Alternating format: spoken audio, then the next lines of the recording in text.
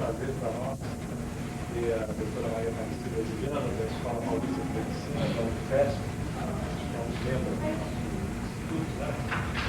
E ela vai falar hoje sobre esse uso do CIPET, o estudo da especificidade proteática, e espero que seja um grande momento para a gente poder implementar essa nossa interação entre diferentes grupos. Muito obrigado. Obrigada, então, pela apresentação, pela oportunidade de estar aqui hoje, participando dos seminários do Instituto do Mirim. E a oportunidade que eu estou tendo de mostrar um pouquinho dos resultados que nós temos obtido nos últimos anos lá no Departamento de Biofísica da Unifesp com peptídeos sintéticos, né? Particularmente, né, o meu trabalho, eu estou mais envolvida na síntese de peptídeos sintéticos. E 95% dos peptídeos sintetizados nos nossos laboratórios são para o estudo da especificidade de proteáses, né? Então, o que vem a ser especificidade de uma protease? Então, nesse painel, vocês podem ver um esquema representando aqui uma protease. Essa protease nada mais é do que uma proteína, na qual ela adquiriu na sua conformação, e se você observar a conformação dessa proteína, ela contém bolsões que são chamadas de sítio. E são nesses sítios, então, que as cadeias laterais dos aminoácidos que compõem o seu substrato interagem. Então, esses bolsões, eles são designados pela letra S, sendo que o sítio catalítico é o sítio na qual existe no fundo desse sítio um resíduo de aminoácido que está envolvido, então, numa cascata de reações resultando na hidrólise do substrato. Então, este é o que é chamado de sítio catalítico, que é designado, então, pela número 1, né? Então, ele é o S1, e os outros sítios, então, na posição amino terminal da protease são chamados de S1, 2, 3 e assim por diante, e da porção C terminal de S', 1, 2, 3 e assim por diante, né? Então, como é que a gente mede, né, a especificidade, né? Você tem dois parâmetros aqui. Você tem que medir a afinidade que o substrato tem, que a peptidase tem pelo substrato, e a velocidade de hidrólise que esse substrato é hidrolisado, né? Então, a afinidade é medida, então, por essa constante chamada de Km. Então, quanto menor é o valor dessa constante, maior é a afinidade da protease sobre o substrato. O kcat mede, então, a velocidade de hidrólise que o substrato, né, que a peptidase está hidrolisando esse substrato. Portanto, quanto maior o kcat, melhor é essa velocidade. E a especificidade é medida, então, pela relação kcat sobre Km, né? Então, portanto, quanto maior é essa relação, maior é, então, a especificidade. Então, essas constantes a gente pode determinar aqui utilizando diferentes concentrações de substrato e medir, então, a velocidade inicial de hidrólise. Bom, até os anos de 1960, o estudo das especificidades das proteases eram muito pobres, né, muito pequenos. A gente não tinha muito interesse, ou tivesse interesse, mas a dificuldade de estudar a especificidade das proteases. Por quê? Porque até então, o estudo dessa especificidade era feito utilizando proteínas, né, ou peptídeos biologicamente ativos disponíveis no comércio. E que até os anos de 1960, o número de peptídeos disponíveis no comércio era muito pequeno. E trabalhar com proteína, né, como substrato, é extremamente trabalhoso, né? Quem trabalha com proteínas, né, especificamente com enzimas proteolíticas, é extremamente trabalhoso você isolar e purificar, chegar no final, né, no step final da purificação com o produto ativo, né, enzima ativa, porque a gente sempre está trabalhando com um ser vivo, né, enzima proteolítica está ali, né, é um ser vivo. E imagina se tiver também que isolar e purificar o seu substrato, sendo ele uma proteína. Então, nós podemos dizer que o avanço que ocorreu no estudo de especificidade como em paralelo com o avanço na síntese de peptídeos. Então, em 1960, surgiu uma nova metodologia, né, que revolucionou a síntese de peptídeos, que foi a síntese em fase sólida.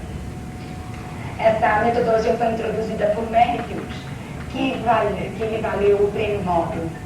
Então, essa metodologia, eu vou mostrar bem rapidamente como é que ela funciona. Então, aqui neste painel, vocês podem observar um esquema na obtenção de um peptídeo utilizando essa metodologia.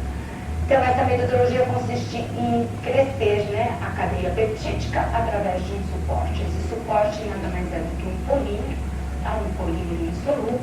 E a este polímero, então, está ligado os grupos reativos. No caso de síntese de peptídeos, nós temos aminogrupos ligados a ele. E a essa resina, então, nós ligamos um ligante, né? Esse ligante, ele é previamente escolhido e ele que vai dar um caráter do peptídeo final. Se ele vai ser ácido, isto é, se a carboxila vai ser livre ou se a carboxila vai ser ionizada. E então, inicia-se assim. Então, nós acoplamos o primeiro aminoácido à resina através desse ligante, sendo que este aminoácido ele tem que estar com o seu alfa-aminogrupo bloqueado e a cadeia lateral desse aminoácido, se for reativo, ele também deverá estar bloqueado, porque senão a cadeia peptídica começa a crescer pela cadeia lateral. Bom, o acoplamento se faz através de um agente oscilante. Hoje existe disponível no comércio inúmeros reagentes oscilantes, tá, que podem ser utilizados. Uma vez feito o acoplamento, o que se faz é lavar, então, os grãos de resina e, com isso, nós eliminamos o excesso dos reagentes. E o aminoácido fica ligado à resina. E, então, continua assim, né? Então, se acopla o segundo aminoácido. Para o acoplamento do segundo aminoácido, o que nós precisamos fazer primeiro é remover essa cadeia aqui protetora do alfa-aminogrupo, mas permanecendo da cadeia lateral, e então o processo se repete. Então vocês podem observar que essa metodologia, ela consiste em 3 steps que são repetitivos para a extensão da cadeia peptídica. E então essa metodologia foi possível, né, ser automatizada. Hoje existem inúmeros sintetizadores automáticos que fazem essa operação. Então, uma vez obtido o peptídeo, né, desejado, o que se faz é um tratamento com essa resina, de tal forma que com esse tratamento resulta na clivagem do peptídeo da resina e a remoção de todas as proteções das cadeias laterais. Né? E aí, então, esse peptídeo ele vai ser isolado desse meio e aí sobe toda a parte de caracterização e purificação. Então, aí ele vai ser analisado por HPLC, espectroscopia de massa, análise de aminoácido, sequenciador de aminoácidos e purificação por HPLC. Então, essa metodologia, né, permite você obter um número razoavelmente grande de diferentes sequências peptídicas em um intervalo de tempo mais curto. Só para vocês terem uma ideia, até os anos de 1960, né, só se usava a síntese clássica, a síntese em solução. Hoje ainda se usa, né, para sintetizar peptídeo em larga escala, a síntese em solução ainda é viável e é muito usada ainda. Mas só para vocês terem uma ideia, né, a síntese em solução, os aminoácidos, a ligação peptídica é feita em solução. Então, os 2 aminoácidos eles têm que estar em solução, e pelo acoplamento se faz em solução, aí se é obrigado a isolar o dipeptídeo formado da solução, purificar, caracterizar, para depois passar para o step seguinte. Então, só para vocês terem uma ideia, né? A síntese de um peptídeo de 7 resíduos de aminoácidos, usando essa metodologia, em 2 semanas você tem nas mãos, se tudo der certo, né? Se não falta energia, né? Você tem um peptídeo puro nas mãos. E se for usar a metodologia, né, o método em solução, no mínimo, se der tudo certo, de 3 a 3 meses e meio. Então, a mesma sequência. Né? Então, já deu para perceber que essa técnica, essa metodologia revolucionou a síntese de peptídeos. E aí, então, foi possível ter disponível inúmeras sequências peptídicas, e aí também começaram a surgir novas metodologias de introdução de grupos que tivessem propriedades químicas, fisicoquímicas, espectroscópicas bem definidas e bem sensíveis. Uma vez que até 1960 isso não tinha. Então, para você acompanhar a hidrólise, né, do substrato é muito complicado. Então, a partir daí, surgiram essas 3 classes de peptídeos que são muito utilizados no estudo da especificidade de protease. O primeiro que surgiu foi o peptídeo PNA, depois apareceu os peptídeo metilcumarina, né, que são peptídeos fluorescentes, e mais recentemente, esse daqui aumentou muito, né, o interesse, né, pelo estudo da especificidade de proteases, que são os peptídeos de fluorescência apagada devido a... Desculpe, são peptídeos de fluorescência apagada devido à transferência de energia por ressonância, os tais chamados peptídeos FRET. E mais recentemente, então, a utilização de biblioteca de peptídeos combinatórios. Então, eu vou falar um pouquinho de cada um deles. Então, está aqui o peptídeo paranitranilida. Então, essa sonda cromogênica, ela está ligada na carboxila C-terminal do peptídeo. Quando esse peptídeo interage, então, com a protease cliva esta ligação, liberando a paranitranilida, que pode ser acompanhada diretamente num fotômetro. Então, a hidrólise desse substrato pode ser feito diretamente no fotômetro, porque o produto de hidrólise, ele é colorido. E isso pode ser feito, né? Porque aqui vocês podem observar que há uma diferença espectral desse grupo, né, cromogênico ligado ao peptídeo e esse deslocamento do produto de hidrólise, que é o PNA. O mesmo ocorre com o metilcumarina, né? O metilcumarina foi extremamente importante porque é um peptídeo fluorescente, então ele é 100 vezes mais sensível que um cromogênico. E ele funciona do mesmo jeito, né? Então, esse grupo fluorescente está ligado à carboxila C-terminal do peptídeo. Então, esse peptídeo, quando interage com a protease, ele cliva o MCA, liberando, então, essa sonda fluorescente, que também apresenta essa diferença espectral. Então, a hidrólise desse peptídeo também pode ser acompanhado diretamente, agora, no fluorímetro. Bom, o fator limitante na obtenção desses peptídeos, tanto os cumarínicos, né, quanto os cromogênicos, é ligar esses 2 grupos no aminoácido. Então, nós desenvolvemos no laboratório uma metodologia própria e original, na qual, para se obter, então, o aminoácido ligado à paranitranilida, nós usamos o fosfoácido intermediário.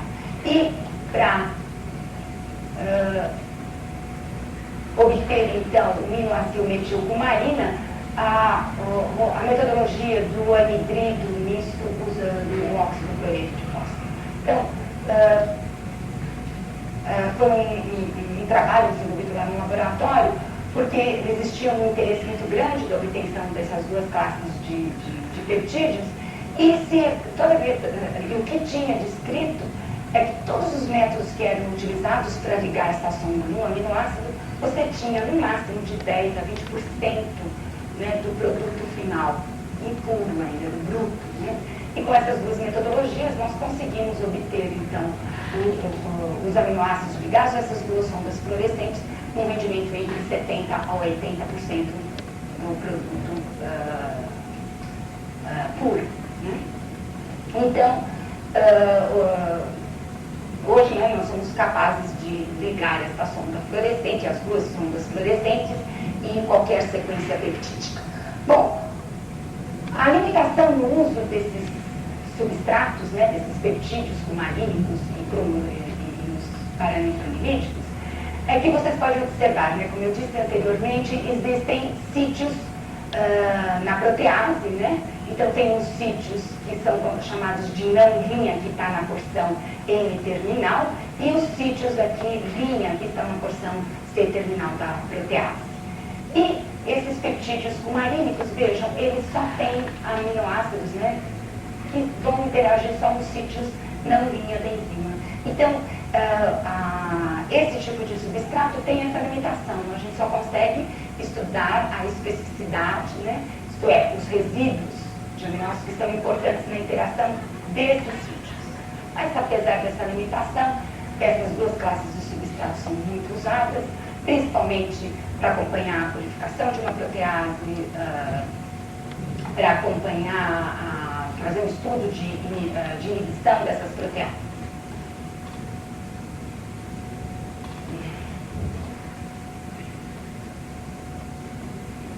Bom, a terceira classe de peptídeos fluorescentes que surgiram, que foram utilizados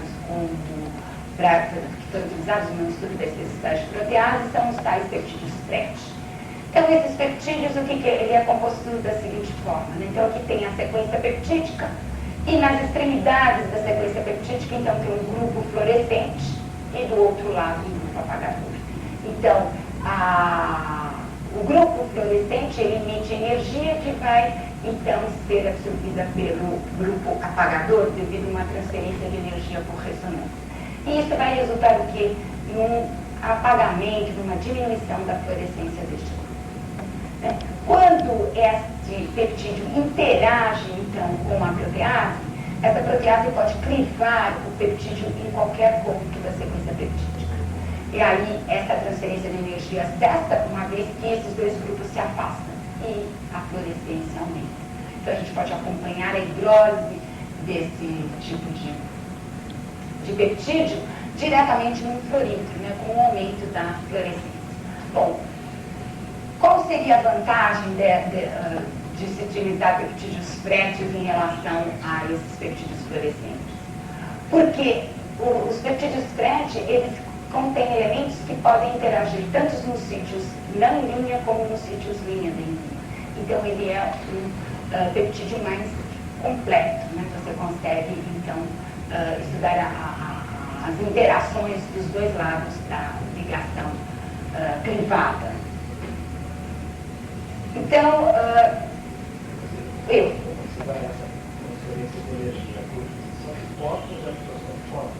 Isso. Você não pode ter, por exemplo, um grupo de um outro peptídeo que está do lado cobrindo essas fluorescências? Pode. Aqui, esse peptídeo, você tem que usar no máximo 10 micromolar de concentração. Se você aumentar, se você usar acima disso, começa a haver apagamento. Então, o que a gente faz? Quando você necessita usar uma concentração maior, você faz a correção. Vê o quanto que está apagando. Então, você faz essa correção, porque senão você vai poder ter aquela determinação daqueles parâmetros, KM, KCAT, com um erro bastante significativo. Mas a gente sempre procura, porque qual que é a vantagem aqui, né? O KM, com esses peptídeos, eles são bem baixos, é tudo na faixa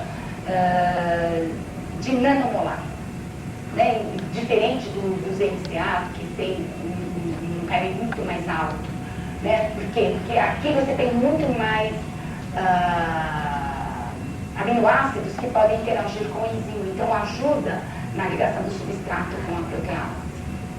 Mas muitas vezes nós temos substratos ruins que o KM é acima de 10 micromolar, então aí você precisa fazer a correção, porque existe o apagamento. A emissão que eu vejo, é uma emissão próxima, de fótons, Isso. Mas como é que ele consegue voltar a emissão para pegar o apagador da própria molécula? Então, isso daqui é uma característica, né, dos grupos. Para ocorrer isso, tem que ter duas coisas. Primeiro, a distância entre esses dois grupos, né?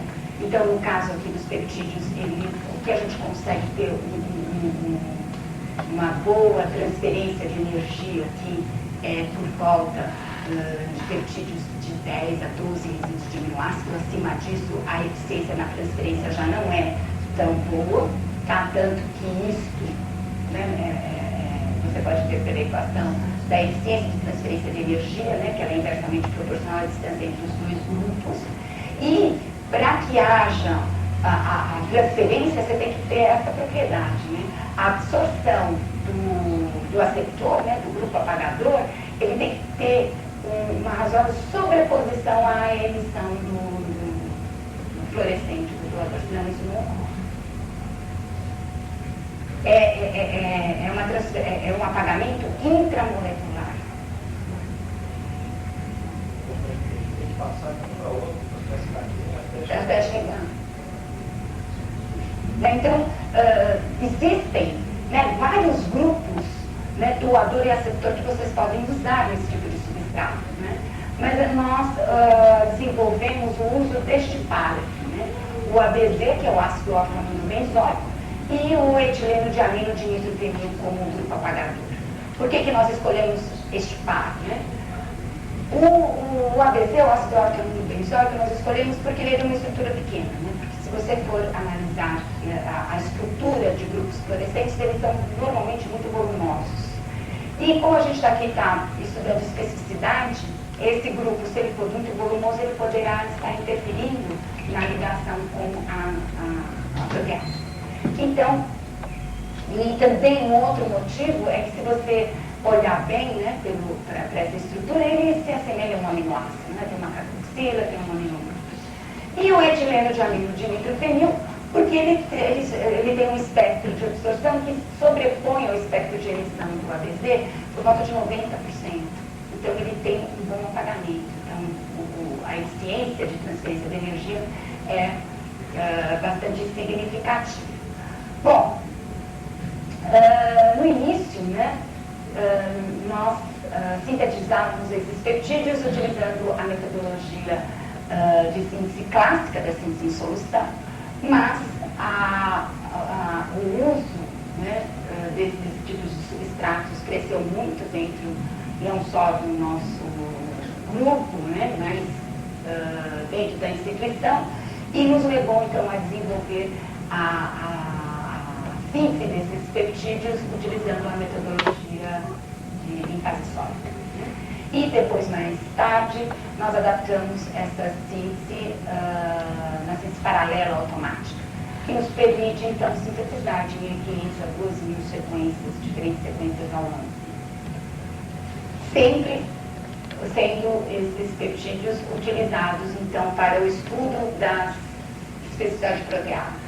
Então, utilizamos esses substratos, aqui eu só estou mencionando algumas proteases que nós estudamos, né, as iminogenáticas, lisosomais, proteases de parasita, de processamento, mas também, não está aqui, mas a gente está estudando proteases de fungo, de vírus, né? Então é uma gama enorme de proteases que nós estudamos no laboratório.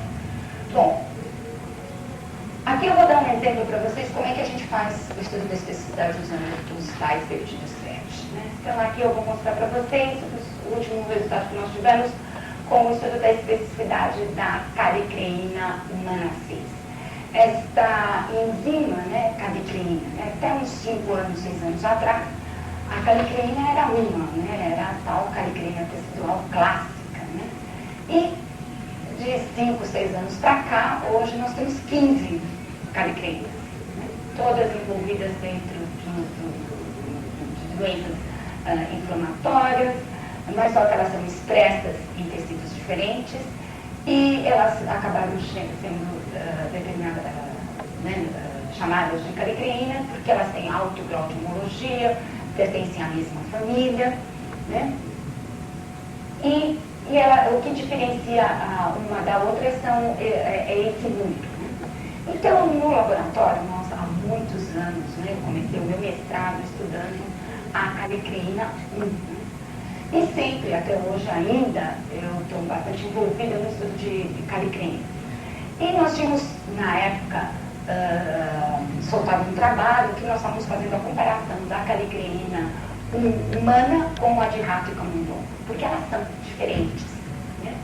E todo mundo usa rato e camundongo como animal modelo. Então, tem que tomar cuidado, porque há um grande objetivo encontrar um inibidor para a HK1, porque aí você vai acabar eliminando, ajudando problemas, né, inflamatórios, né, doenças que resultam então em inflamações.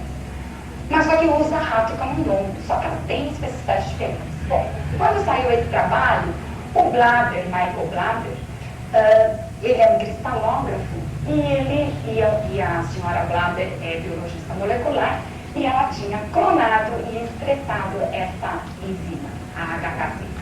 E aí ele nos passou um e-mail contando um pouquinho a história sobre essa enzima. Ela é uma enzima que está super expressa em doenças degenerativas do sistema nervoso central. Então, existem experimentos que mostram que essa enzima ela está envolvida, né, no mal de Alzheimer, né, esclerose múltipla. E vejam, né, com a história do genoma, né, então você isola a protease, mas não se conhece nem o seu substrato natural, nem muito bem a sua função. E ele já estava fechando o estudo da estrutura dessa protease, mas ele não conseguia ver a atividade dessa protease. Então ele nos escreveu e perguntando se a gente estava querendo receber, estudar essa enzima, nós aceitamos. E quando realmente ela chegou no laboratório, ela não mostrava atividade. E então nós vamos começar a colocar diferentes sais nos tampões, tal, até chegar à conclusão de que se você colocar citrato de sódio no tampão, ela tem uma atividade, ela aumentou a atividade dela, estourou, foi uma atividade enorme, e a grande vantagem, né, disso, então ela deve se estruturar neste meio adequadamente.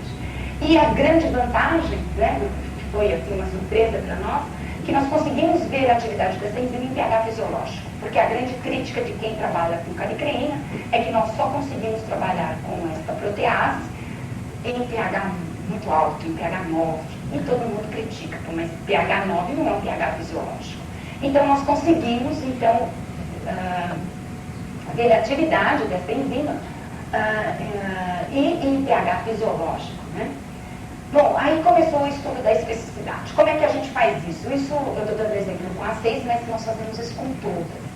Então nós escolhemos uma sequência líder. Nós escolhemos essa sequência líder porque nós tínhamos mostrado que essa sequência ela é crivada pela HK1 com uma maior eficiência catalítica, mostrando que esse substrato era um bom substrato para nós. Então nós escolhemos esse.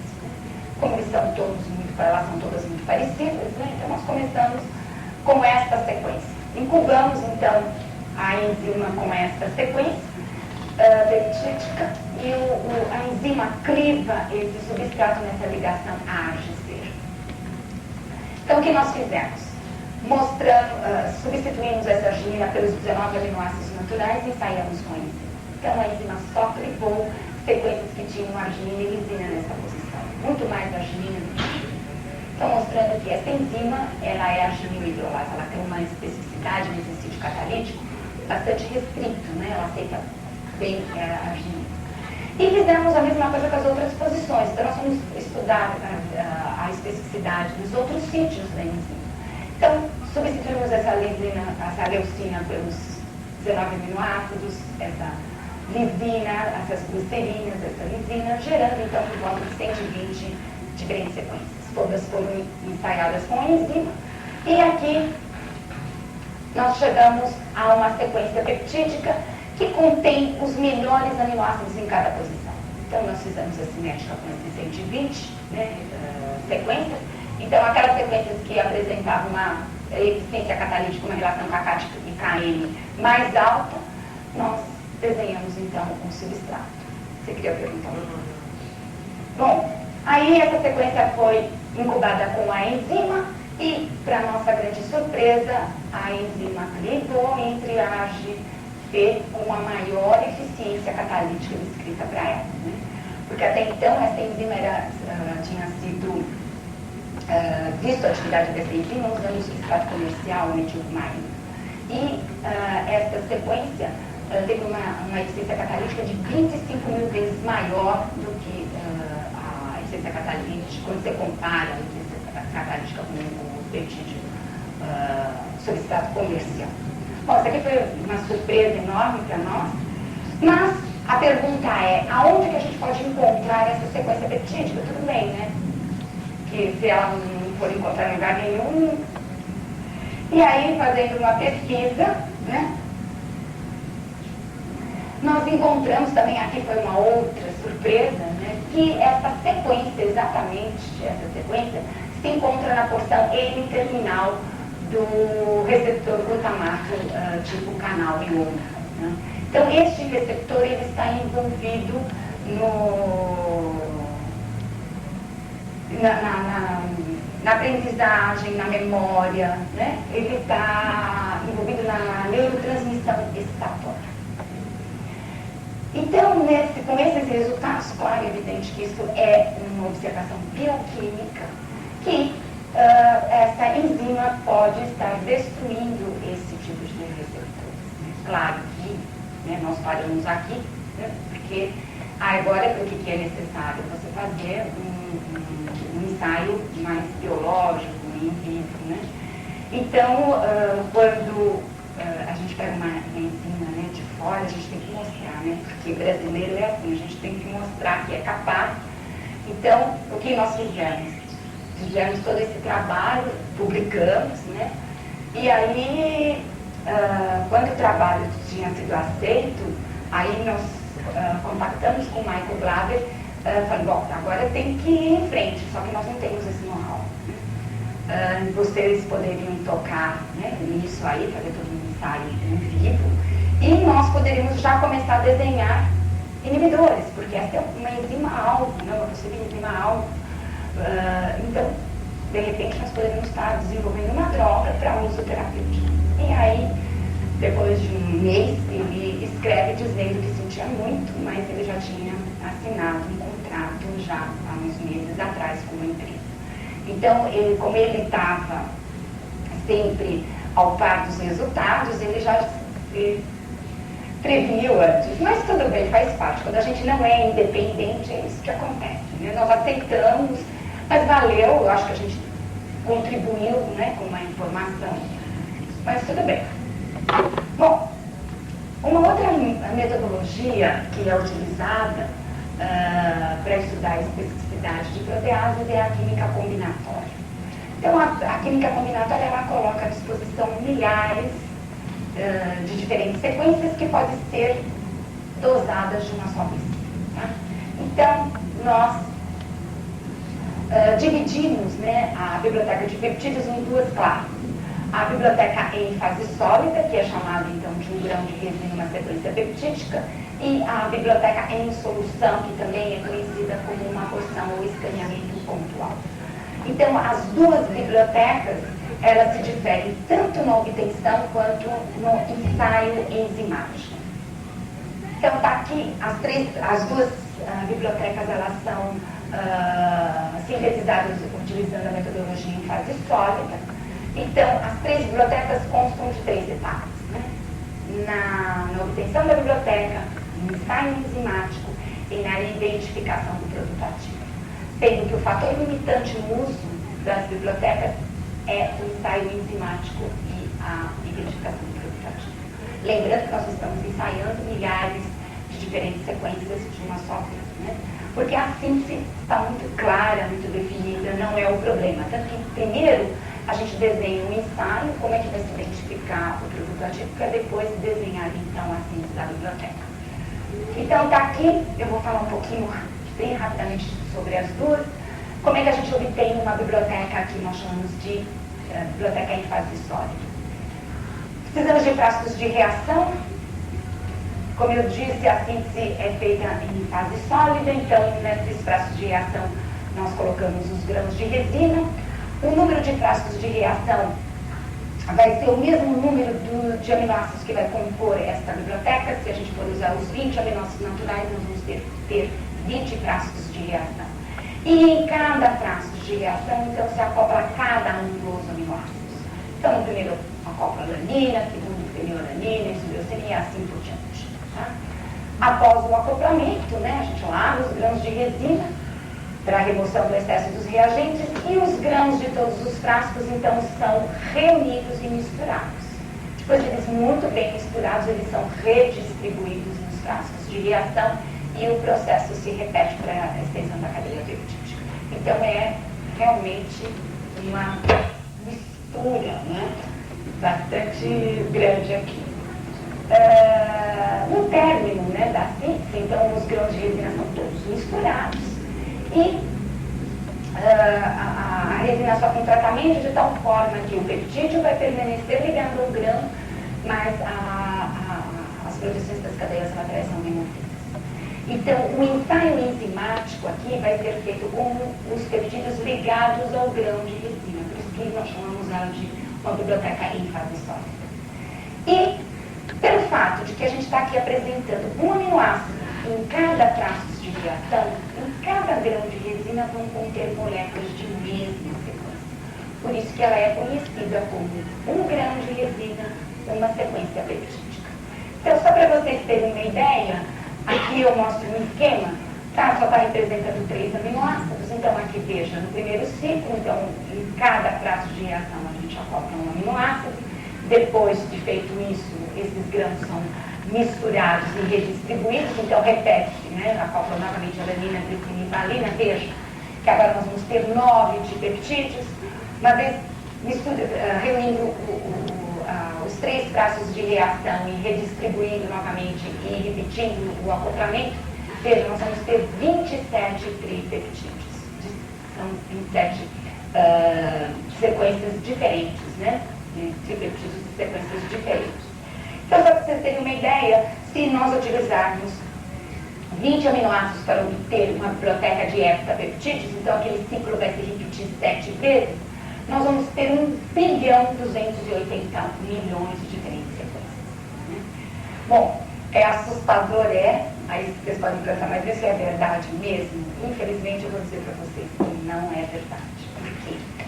Lembram que eu disse que em cada grão tem uma sequência. Né? Se aqui está dizendo que tem 1 bilhão de sequências, eu vou ter que ter 1 bilhão de grãos de resina. Para eu ter 1 bilhão de grãos de resina, eu vou ter que usar 8 quilos de resina para síntese e para o ensaio enzimático, para eu conseguir ensaiar todas as possibilidades. Na realidade, o que a gente usa é 1 grama, né? E 1 grama de resina tem aproximadamente 160 mil grãos. Né? Então, apesar dessa limitação, ainda essa metodologia é válida, porque quando você não conhece nada sobre a especificidade, isso aqui é um bom começo. Você tem, né, as primeiras informações, então, para dar um início ao estudo da protease.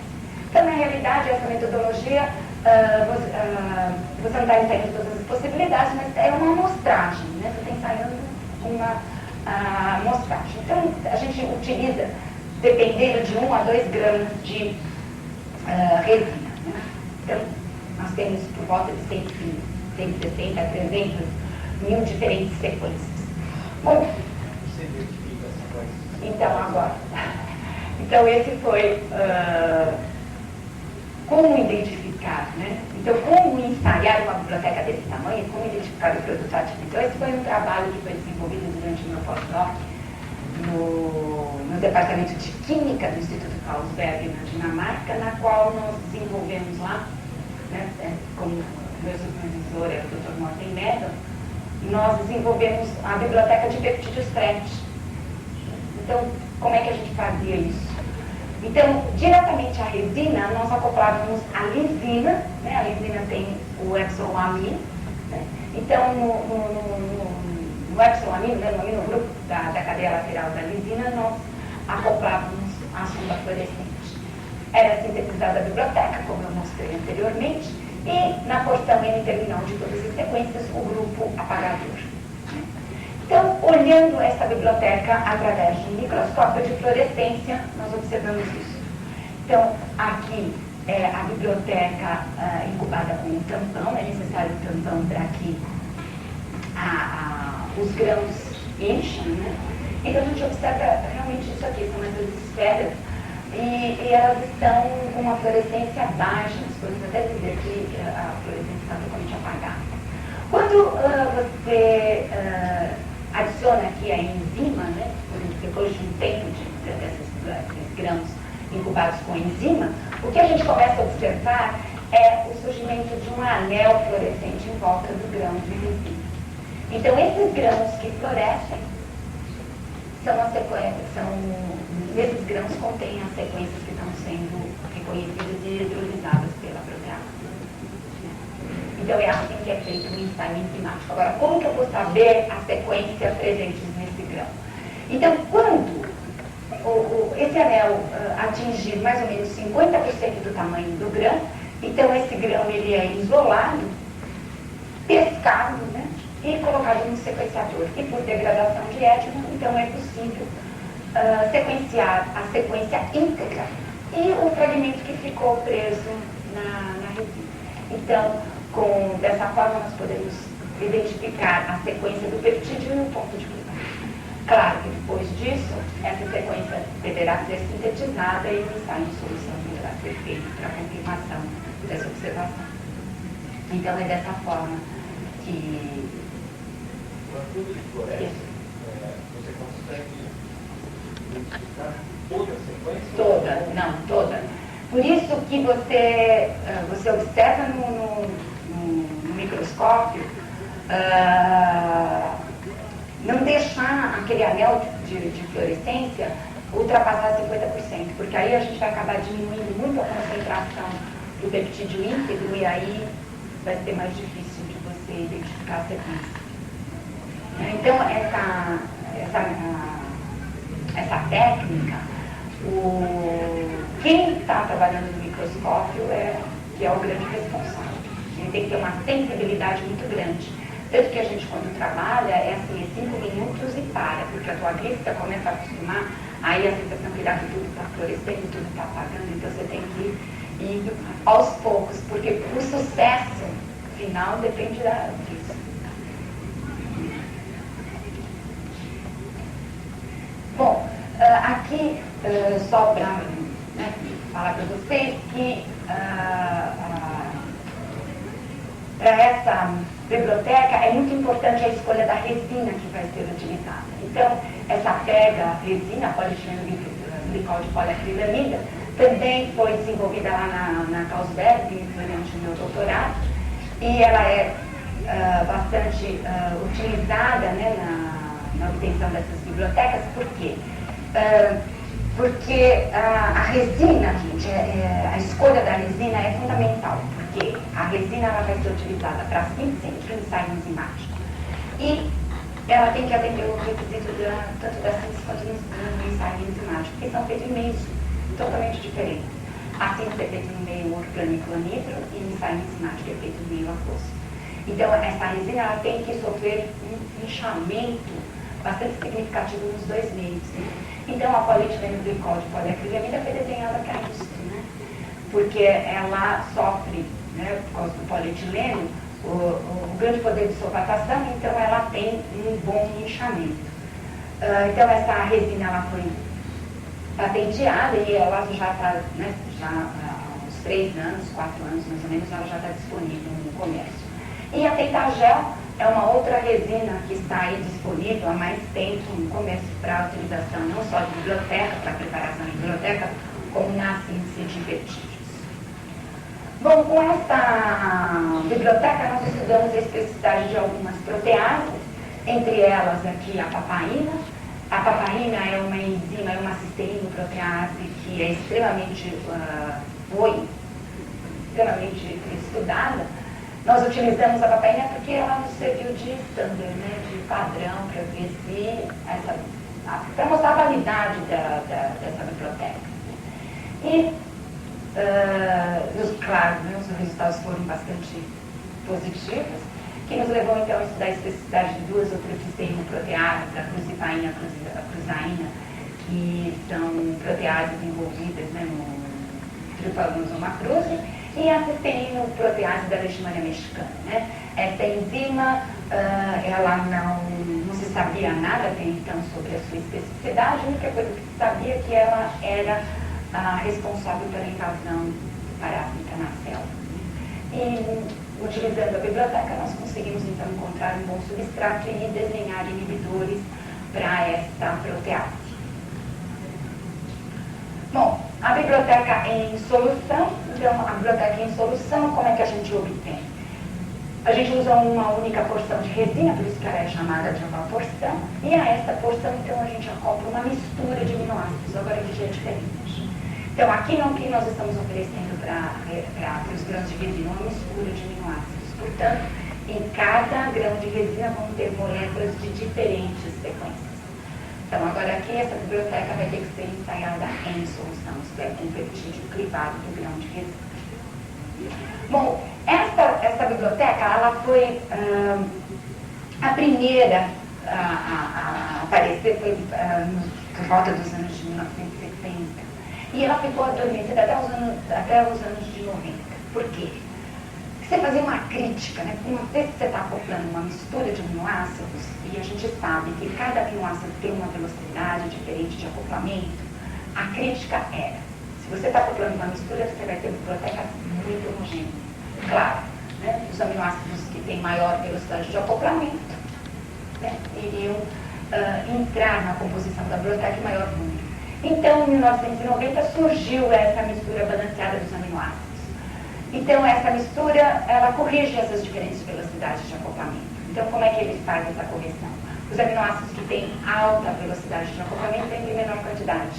E os que têm baixa velocidade entram em maior quantidade. E isso, então, confere a obtenção de uma biblioteca mais heterogênea, né? Então, está aqui. Existem vários tipos de biblioteca em solução. Eu vou mostrar uma que nós desenhamos, que foi para estudar a ação carboxidipeptidase de protease, né?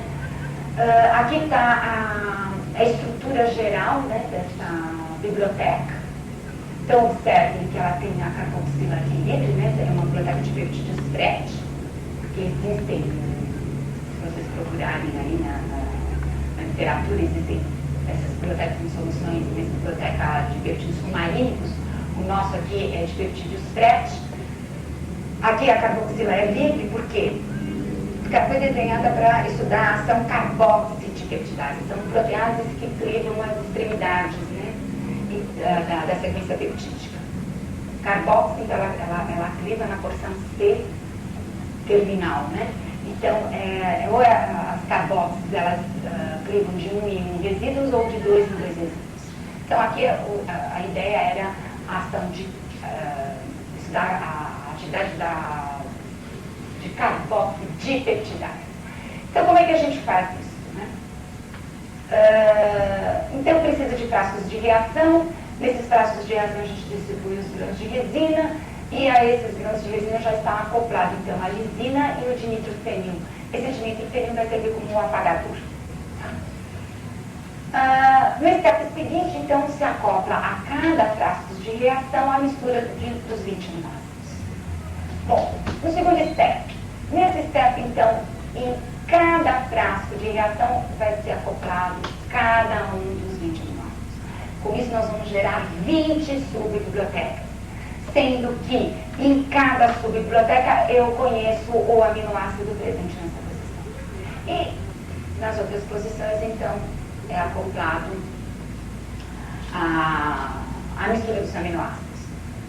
Terminando a síntese, né? Claro que na porção N-terminal está aqui a sonda fluorescente. Terminando a síntese, então, cada subbiblioteca aqui ela é tratada para a remoção das proteções das cadeias laterais. Então, como é que é feito o ensaio?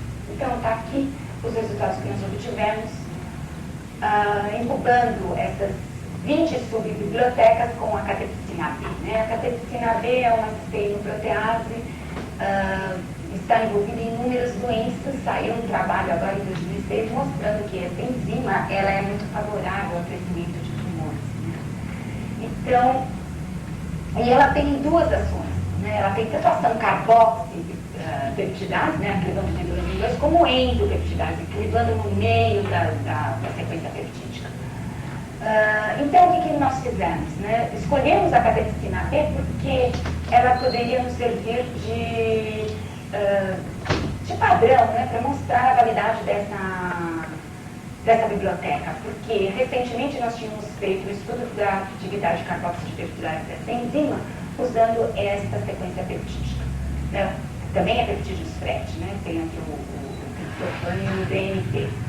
Então, cada subbiblioteca ela é incubada com a enzima e medido, então, a velocidade inicial de hidrólise. E o que a gente observa aqui, né, que a arginina nessa posição foi melhor hidrolisada, mostrando aqui a especificidade do sítio catalítico pela arginina, não importando os resíduos de aminoácidos presentes nos outros sítios.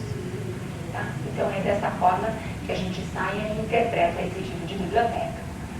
Aqui foi gerada uma segunda biblioteca agora, na qual nós vamos ver a especificidade no sítio S2. Nós fixamos a arginina aqui no sítio, né, na posição 1, fixamos os 20 aminoácidos na posição 2 e randomizamos as outras duas. E cada biblioteca foi também ensaiada e o que nós observamos que a enzima, né, a especificidade nesse sítio é por valina. Uma terceira biblioteca foi sintetizada, fixando agora na posição 3, se randomizando as outras duas, mostrando aqui que nesse sítio ela tem grande especificidade por leucina e gerando uma quarta biblioteca agora, estudando o sítio S' da enzima, mostrando aqui que a alanina tem maior especificidade. Então, o ensaio dessas 20 subbibliotecas foi assim, fantástico, por quê?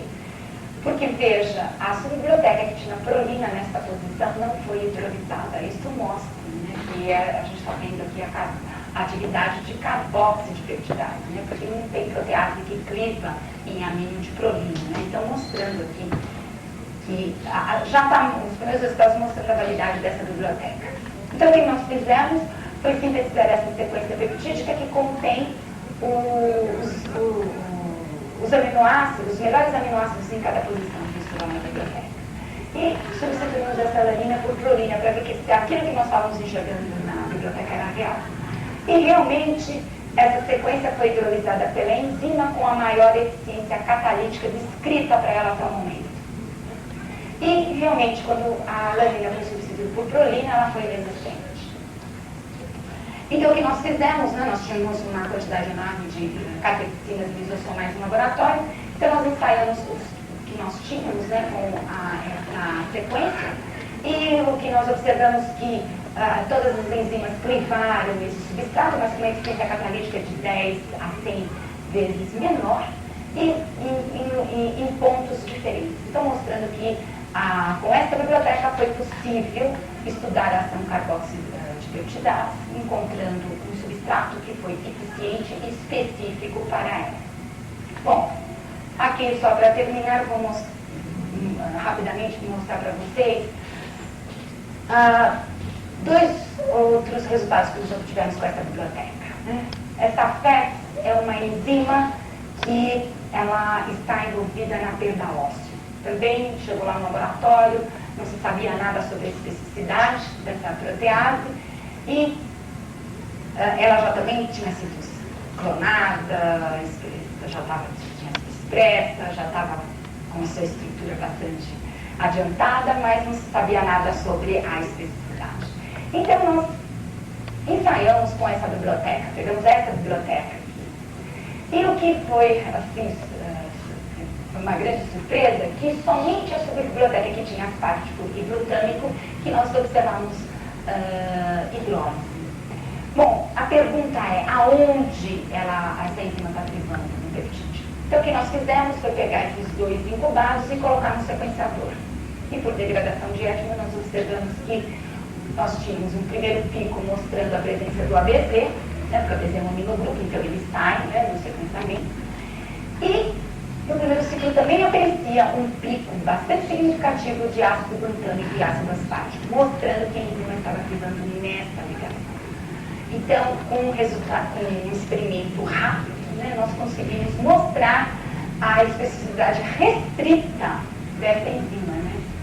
Então, a especificidade restrita nessa posição 2'. Então, evidente aqui, eu só estou mostrando o resultado preliminar. Aí, depois disso, foi sintetizado um número enorme de sequências, foi atrás de substrato, né, no substrato natural. Então, aqui, uma outra enzima que nós ensaiamos nessa biblioteca foi a enzima conversora de angiotensina 1. Essa enzima, ela está envolvida na hipertensão, né? Ela libera a angiotensina 2 da angiotensina 1, provocando, então, o aumento da pressão arterial. Então, todos os hipertensos tomam inibidor de enzima conversora. E a enzima conversora, ela não só está envolvida na hipertensão, ela está envolvida em outras doenças, como impotência masculina, doenças pulmonares. E muitas dessas doenças, elas são diagnosticadas dosando a enzima conversora. E o tratamento também é acompanhado dosando a enzima conversora. Mas, infelizmente, no Brasil, esse exame não é feito. Então, claro que os SUS não têm acesso a esse tipo de exame. Então, quem pode, né, acaba pagando. Então, o soro do paciente vai para os Estados Unidos, é feito a dosagem lá e aí volta para o resultado aqui para o Brasil. Então, há muitos anos o laboratório tem trabalhado com enzima conversora, há mais de 30 anos, e nós ensaiamos, então, essa enzima com essa biblioteca. E nós chegamos a essas três sequências. Essas 3 sequências foram privadas pela enzima com a maior eficiência catalítica descrita para ela também. Então, essas sequências foram patenteadas e agora, em 2007, ela vai sair nos catálogos da Sigma. A Sigma nos contactou esse ano, pedindo, né, se nós pudéssemos sintetizar pelo menos 500 miligramas a princípio de cada sequência para deixar disponível no comércio. E, em paralelo, juntamente com os laboratórios Fleury, nós estamos tentando montar um kit para dosagem então, da enzima conversora, utilizando essas sequências peptídicas. Então, veja, são experimentos, uma vez que você tem na biblioteca, são experimentos que são rápidos e que podem tirar informações muito importantes, né? E, para finalizar, então, os resultados que eu apresentei aqui foram desenvolvidos lá no Departamento de Biofísica da Unifesp, juntamente com a professora doutora Adriana Carmona, que é a que estuda enzima conversora, né? Foi desde o trabalho de mestrado da Adriana, o professor Dr. Luiz Juliano, a doutora Isabel Irata, que é responsável pelo sequenciamento, né, dos peptídeos, e pelos estudantes, a Aurélia, a Fabiana, a Lira, o Marcelo, a Patrícia, o Pedro e assim.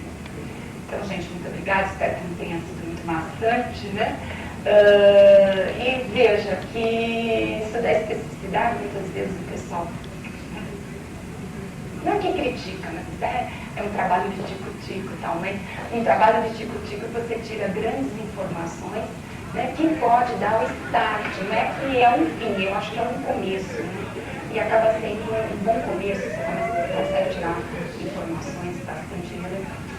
Era isso, muito obrigada pela atenção.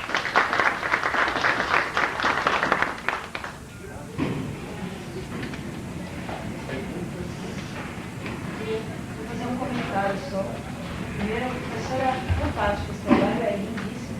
Eu não sei se ficou claro para todos nós físicos, mas essa ciência em fase sólida é um trabalhão, e que a cada ciclo desse você não consegue. Não sei como é que é o rendimento que vocês têm, mas até alguns anos atrás é difícil, você não consegue 100% igual o terceiro exatamente, 100% igual o quarto exatamente. Então, cada ciclo você tem que ver se você consegue. Ele é rápido, né? Porque você não... Porque assim, né, na ciência automática, você não acompanha step por step. Então ela vai. Aí o que acontece? No final, evidentemente, isso que você falou, né? Eu não vou ter uma sequência, eu vou ter N sequências, porque ela vai ter falha. Então aí você tem que decidir, né? Se vale a pena modificar, porque depois disso você passa no HPLC, ver o número de picos. Se vale a pena ele ser purificado ou começar sem o sedimento. Muitas vezes vale a pena começar normalmente do que purificar, porque está tão complicado e às vezes uma única purificação você não vai conseguir isolar o peptídeo desejado, e quando você consegue a quantidade é tão pequena que não dá para ensaiar. Então, e a grande vantagem, porque a síntese em fase sólida, ela é útil para obter peptídeos para ensaios, para pesquisa, que você não precisa de muito. Porque eu não preciso de grande quantidade para ver, ó, esse funcionou, esse não funcionou. Agora, quando funciona, então aí você vai ter que achar um processo para obter esse peptídeo em maior quantidade. Nesses 3 enzimas conversoras. Nós fizemos assim, usando assim de fase sólida, só para atender o pessoal da Sigma, porque é um Unifesp que tem interesse e tal, mas é claro e evidente que a gente não vai poder sintetizar usando a metodologia em fase sólida, porque é muito cara para nós. E o pessoal lá não paga isso, porque é tudo importado. A síntese no Brasil é cara. Esse é BOC, professor? Não, é FMOC. É FMOC porque nós temos 3 sintetizadores, são gêmeos, são clonados, são os 3 iguais entre gêmeos. E ele usa a técnica FMOC. Porque BOC também dá outro problema. BOC, para quem não sabe, é a proteção do álcool no grupo. Então o BOC sai meio ácido e o FMOC sai meio básico. Só que a vantagem de você usar o FMOC porque é de você usar o ácido trifluoroacético para crivar o peptídeo da resina. Se você usar BOC, você tem que usar o ácido fluorídrico. Então, meu gargalo seria lá no HF. Apesar que nós temos um sistema e tal. Mas o gargalo seria ali, né? Então, é sempre assim. Eu sempre viso a produzir um número grande de peptídeos no intervalo de tempo mais curto possível. Porque para pesquisa, às vezes, tem trabalhos que você ensaia 300, 400 diferentes sequências, então tem que ser rápido, né? Por isso que eu não uso a química BOC. Nesse tamanho não é vantagem fazer com biologia molecular? Esses até 10, clonar em Thunder, em gene, sei lá. Eu não tenho... Vai de tamanho. Até que tamanho que dá para fazer isso? Bom, assim, da minha experiência, o que eu fiz foi pedido uma vez uma sequência de 52 resíduos e eu consegui até 50 porque os 2 últimos truncaram, não entravam. Porque o que você pode fazer, né? O que eu faço, eu fiz no 31º, o acoplamento do 31º aminoácido, eu fui acompanhando acoplamento por acoplamento no massa. Então você pega um grãozinho do massa, trata com ácido, você libera o peptídeo e eu colocava no molde. Então eu consegui acoplar 50 resíduos, os outros 2 últimos não foi possível, porque provavelmente o peptídeo já adquiriu uma conformação e o aminogrupo já não ficou acessível. E se você quiser fazer maior, eu não tenho essa experiência. Eu fiz um fragmento usando em solução, em fase sólida. Eu sei que é factível de fazer, mas eu particularmente nunca fiz. Em fase sólida, em solução, eu já fiz várias sequências, que são sequências grandes, que nós fazíamos em fragmentos e depois você juntava esses fragmentos. Mas é factível, porque existem hoje resina. Hoje a síntese está assim, não é um fator limitante, é fazer, porque síntese é um processo, é um projeto, cada sequência peptídica. É mais ou menos isso. Você leva tempo, né? Sai. É factível assim. Eu não sei se fizeram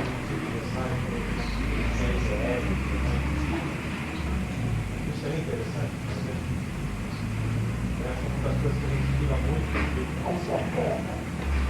Já tem uma biblioteca tem como Tem, a biblioteca, a grande vantagem dessa biblioteca é que você faz uma biblioteca e você pode ensaiar com N proteados, tanto a dissolução quanto a fase sólida, né? Não precisa fazer especificamente, a não ser que você queira desenhar, né? depende do ensaio que você for fazer, né? Porque essa biblioteca eu apresentei, eu não quis me estender muito, né? Mas tem, nós desenhamos outras bibliotecas em fase sólida, porque a crítica que se faz quando você usa essa biblioteca em fase sólida é que você pega muito sequências hidrofílicas. E é lógico, evidente, né? Porque se o peptídeo está ligado no grão, o que é solúvel está disponível para ele. Então, sempre os referis, mesmo as bancas, né, examinadoras das teses dos alunos, fazem sempre a mesma pergunta. Você pergunta a sequência hidrofílica. Isso é uma característica da enzima ou um artefato da biblioteca? E o que a gente está vendo é um artefato da biblioteca. Claro, porque tudo que é solúvel, a enzima tem acesso. O que não é, ela não vai ter. Então, o que nós fizemos? Eu não trouxe aqui, não mostrei o resultado, mas nós desenhamos uma biblioteca que nas extremidades nós colocamos D-lisina. Então, tem 2 D-lisinas entre as extremidades. Então, isso faz com que, se a sequência for hidrofóbica, ela se torne hidrofílica. E como é D, a enzima não vai interagir. Então, nós fizemos ensaio com quimotripsina e tripsina. Né? Quimotripsina é uma enzima que cliva resíduos hidrofílicos, tipo arginina e quimotripsina já cliva resíduos aromáticos, tipo alanina, né? Triptofano, tirosina também. Então, nós ensaiamos com essas 2 enzimas. Então, quando você pega a biblioteca, essa biblioteca que eu mostrei aqui, e coloca a quimotripsina, você, nossa, vai aparecer 1 grão, 2 grãos fluorescentes, demora muito. Quando você incuba a biblioteca com as 2 enzimas, floresceu. E aí você pega esses grãos que floresceram, coloca no sequenciador a sequência são hidrofóbicas. Então, hoje, a gente está usando mais esse tipo de biblioteca, porque aí você deixa disponível sequências hidrofóbicas e hidrofílicas. Então, o nosso trabalho atualmente com as bibliotecas é tentar melhorar o desenho, né, para ter informações mais convincentes, mais certeiras. Mas você tira informações. Mesmo pegando só sequências hidrofílicas, naqueles trabalhos que eu mostrei, foi possível desenhar inibidores, foram resultados que valeram. Não foi assim. Mas, com certeza, né, as bibliotecas estão lá. Uma dúvida. Você tem visão você tem 760 mil? Dependendo da quantidade de grãos, a quantidade de resina que você pega para sequenciar. Essa sequência você recolhe aleatório. sabe? Isso é relevância biológica, essa sequência, porque para você testar algum produto, alguma droga, determinada, uma proteína.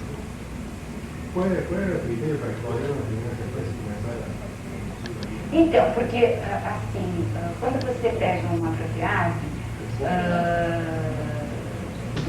você, como eu mostrei, né, você vai atrás de um substrato, mas o objetivo não é o substrato em si, depende muito da protease. Que nem no caso da enzima conversora, é importante a dosagem da enzima conversora. A 6 também é importante você dosar. Você não vai dosar com o seu substrato natural, porque normalmente é uma proteína. Mas você pode usar, encontrar uma sequência menor, mais específica, que você pode pegar só a atividade daquela enzima. Então, aí já pensando na parte clínica. Tá? Uma vez você conhecendo a especificidade, aí você pode desenhar inibidores, que pode, se essa protease é um alvo terapêutico, você pode estar desenvolvendo uma droga que pode ser utilizada como medicamento. Que nem é um inibidor da enzima conversora, não é um peptídeo, né? Porque já é muito... não tem sentido você usar o peptídeo como um medicamento, porque no momento que ele entra na circulação, ele foi totalmente destruído, porque a quantidade de enzimas proteolíticas que você tem, apesar que estão se usando muito vacinas, né, de peptídeos, com peptídeos.